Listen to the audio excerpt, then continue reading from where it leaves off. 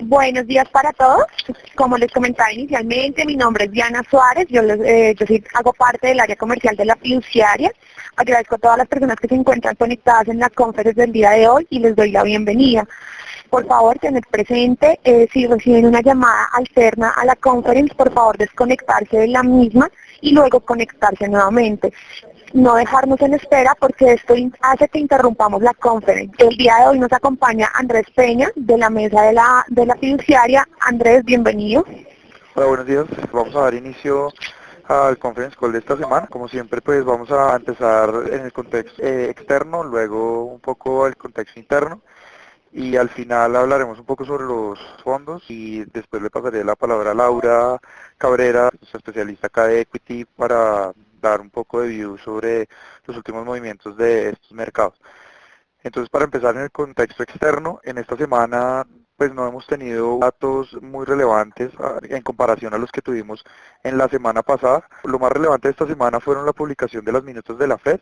Recordemos que la reunión de la Fed se dio en el mes pasado, previo a la publicación de los datos de inflación y también de una sorpresa que tuvimos en los salarios anuales, los cuales tuvieron un repunte bastante importante. La Fed llevaba en sus reuniones anteriores demostrando alguna preocupación sobre el repunte de la inflación en Estados Unidos y principalmente la inflación núcleo sin alimentos y energía, la cual ellos veían que estaba un poco rezagada, no mostrando, digamos, una dinámica económica positiva, teniendo en cuenta que había un rezago en los salarios. Acá es importante destacar pues que cuando los salarios incrementan es una señal de dinámica para la economía, en tanto pues que cuando a las personas le sube el salario, pues estas empiezan a consumir un poco más de bienes durables, específicamente, por ejemplo, bienes que no son, digamos, del consumo diario como alimentos, sino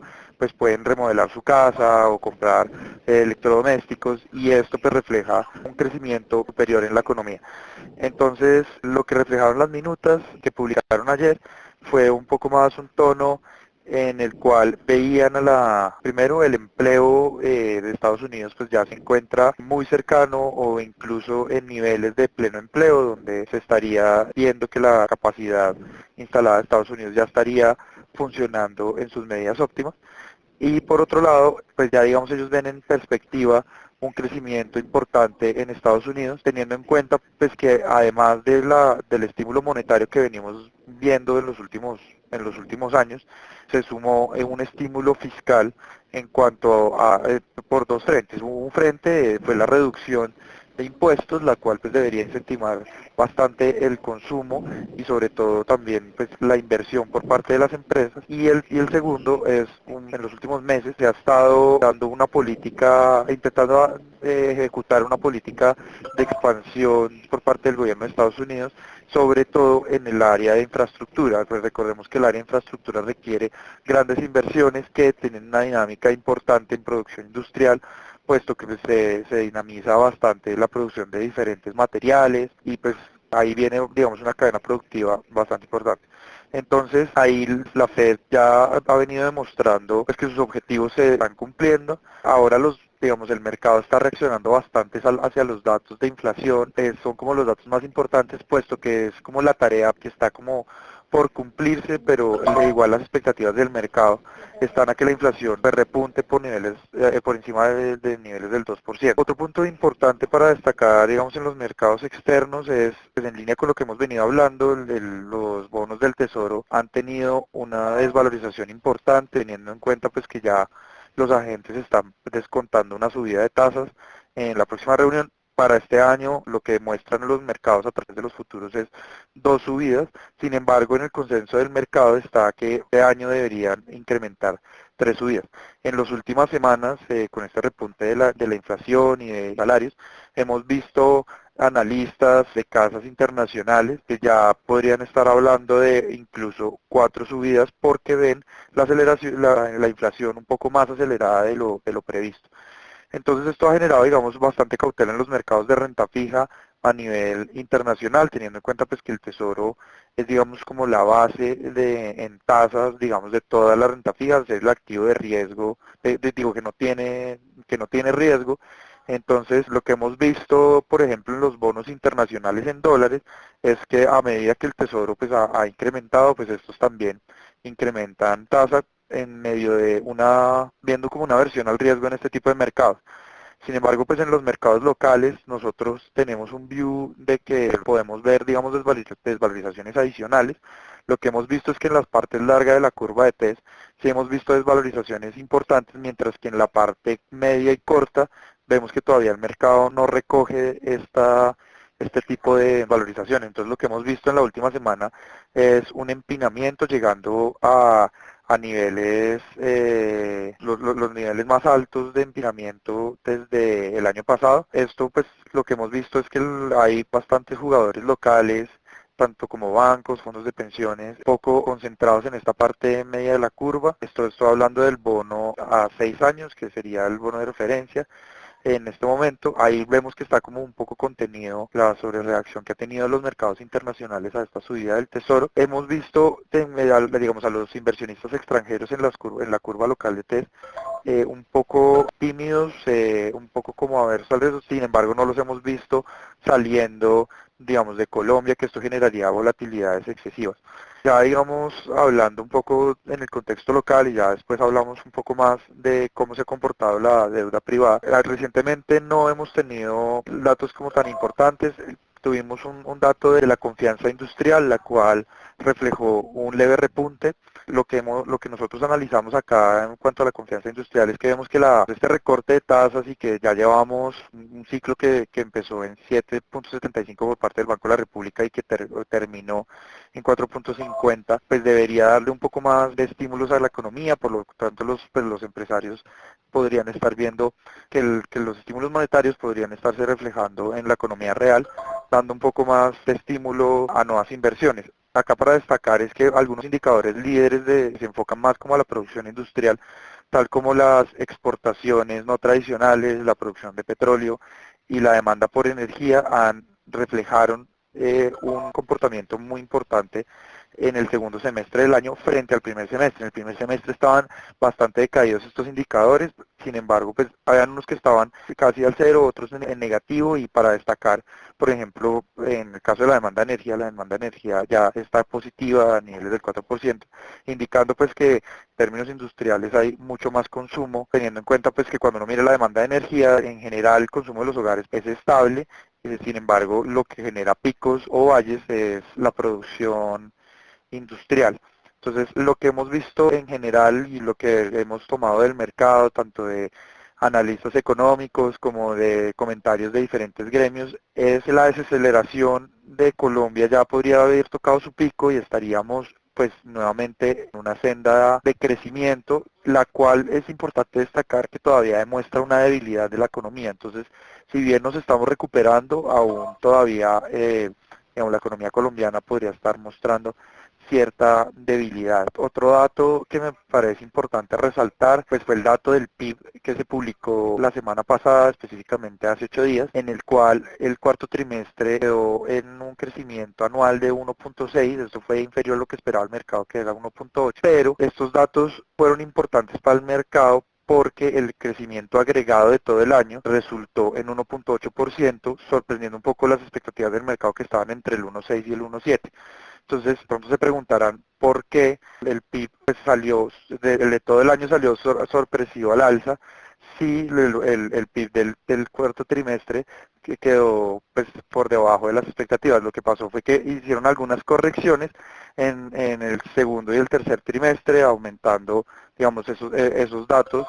Estas correcciones suelen pasar al final del año, cuando revisan, digamos, algunas estimaciones, pues dejan un poco al mercado con algunas sorpresas, pero en general, pues digamos, las conclusiones que vimos del PIB es, encontramos bastante débil a la industria, pero digamos que por este lado vendría la recuperación. Igual el sector de la construcción sería el que más generaría, digamos, crecimiento el otro año, desagregando pues por el lado de la oferta. ¿Por qué la construcción? Principalmente no tanto por el lado de construcción de vivienda, sino más bien por edificaciones civiles.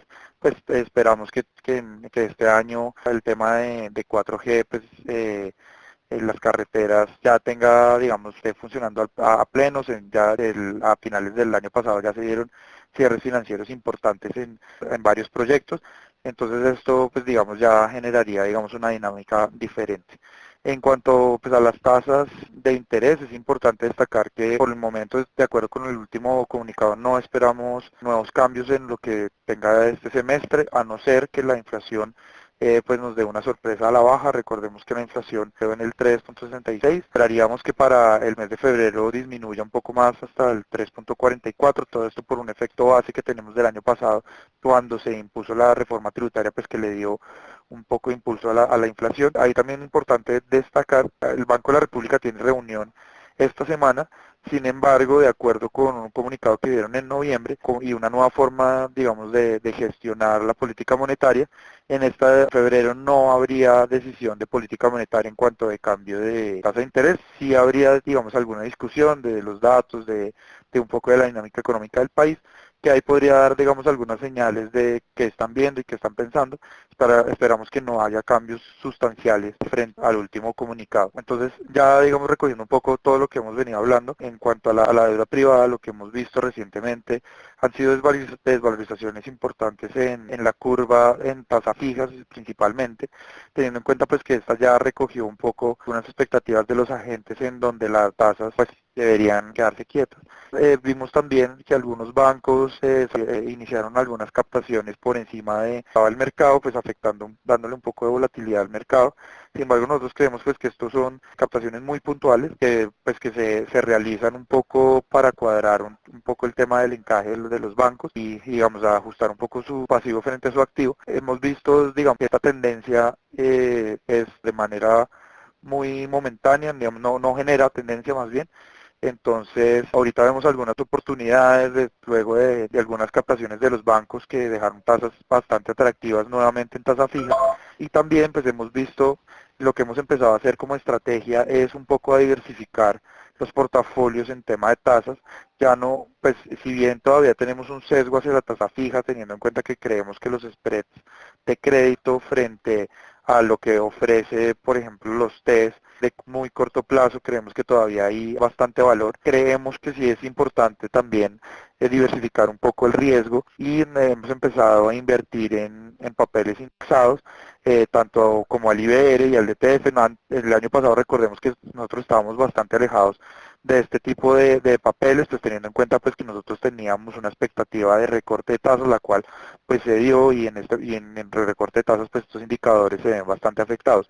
Como ahorita estamos en medio de cierta estabilidad, vemos que estos papeles ahorita podrían estar ofreciendo valor, incluso también algunos papeles en IPC que están con algún margen atractivo, estamos viendo, digamos, que algunas atractivas en algunos nodos específicos de la curva. En el momento, digamos, en estrategia es mantener cierta cautela. Ahorita vemos bastante ruido a nivel internacional, estamos esperando los datos de inflación de Estados Unidos nuevamente, esperaríamos que la curva de tesoro se siga estresando un poco, teniendo en cuenta que en marzo pues viene una reunión de la Fed, y teniendo en cuenta esto hemos decidido estar un poco hacia niveles de underweight en la parte larga de la curva, en la parte corta muy neutrales, e incluso pues en los TES estamos con posiciones que reflejan digamos un poco de aversión al riesgo. En cuanto a la moneda, la moneda pues ha tenido bastante volatilidad este año, hemos visto que han concluido dos fuerzas importantes